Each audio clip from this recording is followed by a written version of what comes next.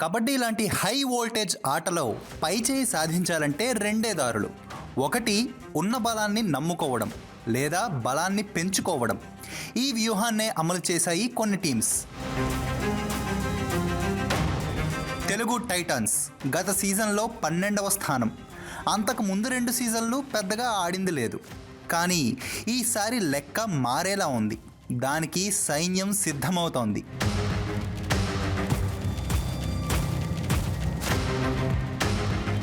Telugu Titans power Pawan Sehrawat వేలంలో 1.725 కోట్లకు వెళ్ళిన FBM కార్డుతో తిరిగి టైటాన్స్కు వచ్చేశాడు.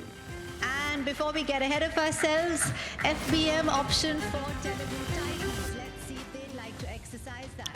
మరి season 2 champions U Mumba Pawan Sehrawat ని 1,72,50,000 కి కొనుక్కున్నారు. బట్ ఆ లోపే తెలుగు టైటన్స్ అక్కడ FBM తీసుకోవడం చూస్తున్నాం. Thank you. తన పవర్ ఏంటో, తన ఖలేజా ఎలా ఉంటుందో వచ్చే సీజన్లోనూ మనం చూడబోతున్నాం.